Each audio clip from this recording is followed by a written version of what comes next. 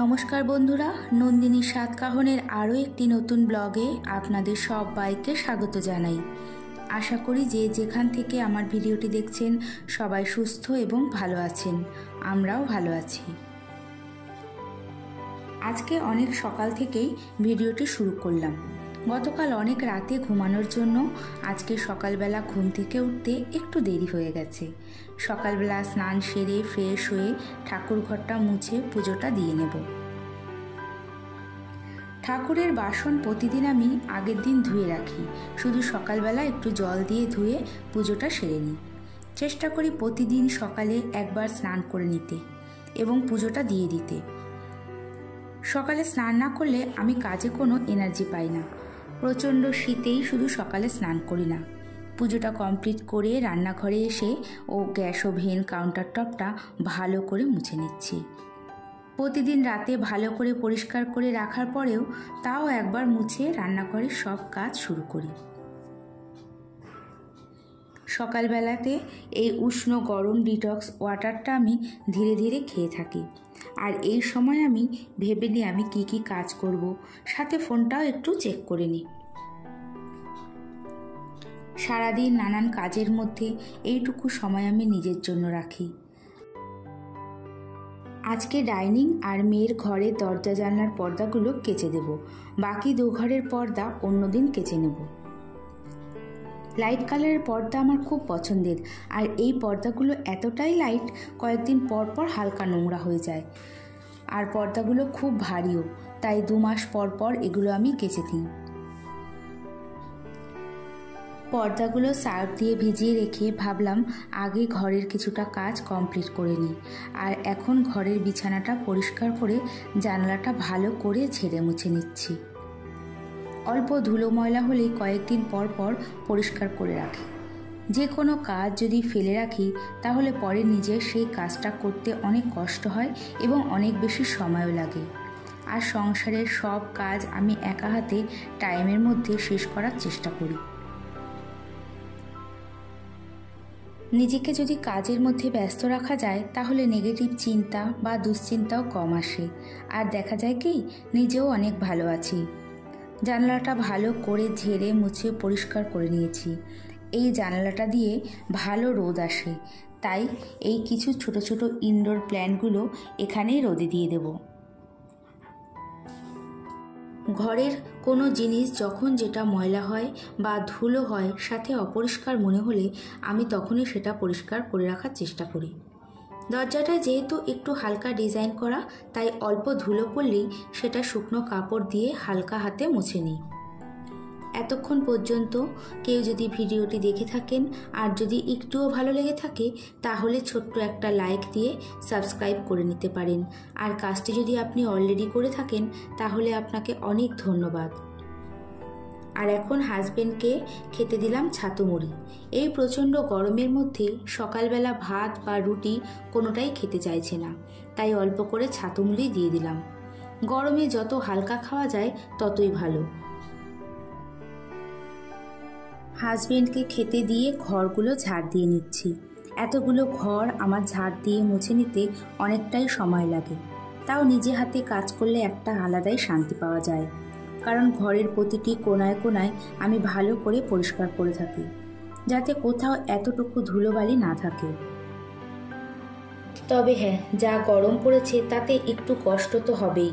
তাও তো আমি ঘরে আছি, তাই একটু হলেও গরমটা কম লাগে। আর ভাবি বাইরে যারা কাজ করে এই গরমে তারা কতটা কষ্ট পায়। ঘরগুলো সব ঝাড় দিতে দিতে আমার মামা এসেছিল, তার সাথে একটু কথা বলার পর বাকি ঘরটা ঝাড় দিয়ে নিয়েছি। ঘর ঝাড় দিয়ে যদি সাথে সাথে মুছে নেওয়া যায় তাহলে ঘর কিন্তু ভালোই পরিষ্কার হয়। আর যদি ঘর মোছার জলে মাঝে মাঝে শ্যাম্পু দিয়ে মুছে নেওয়া যায় তাহলে টাইলসের ঘরগুলো খুব চকচক করে।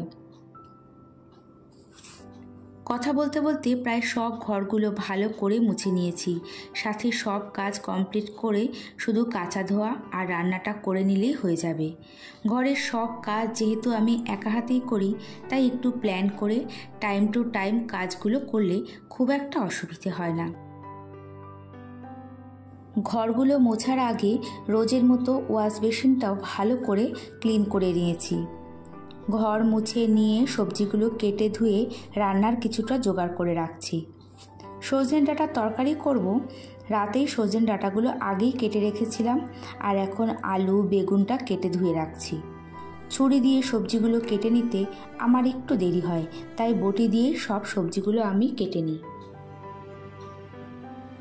সবজিগুলো কাটার শেষে বাপের বাড়ি থেকে নিয়ে আসা পাকা পেঁপেটাও কেটে রাখলাম।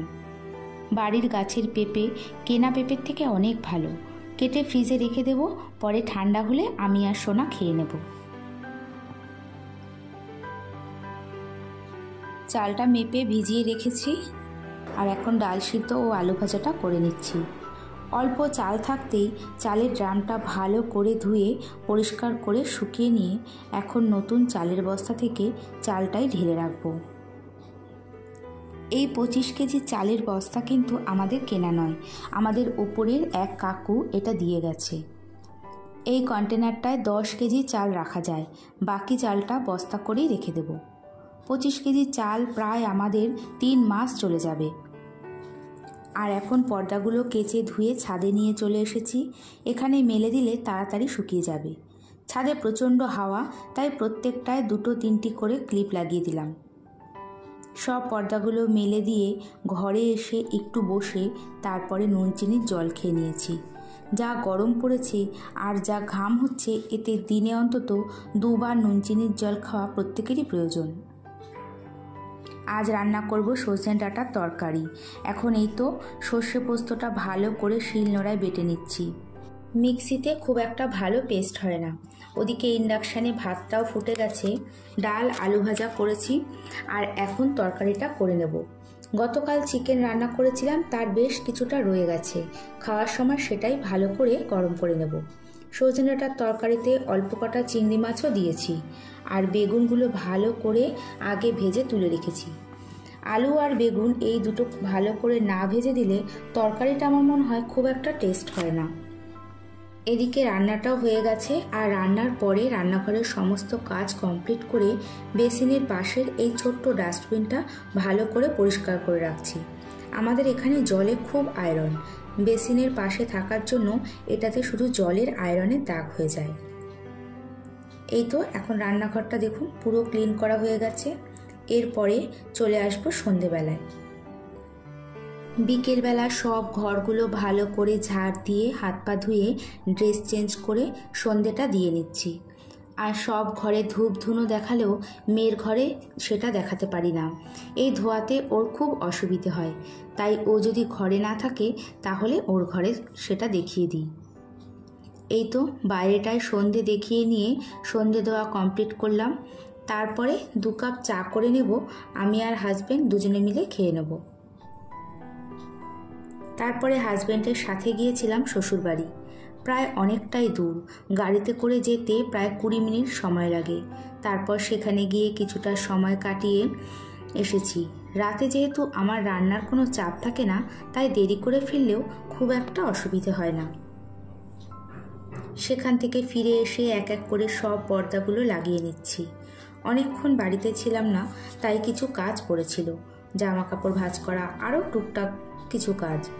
ঝটপট সেই কাজগুলো করে নিয়ে সকালে ডিটক্স ওয়াটারটা ভিজিয়ে রাখছি, আর দুধের প্যাকেটটাও কেটে নিচ্ছি। আর এখন অনেক রাত হয়ে গেছে, এখানেই ভিডিওটি শেষ করছি। এতক্ষণ আমার সঙ্গে থাকার জন্য ধন্যবাদ।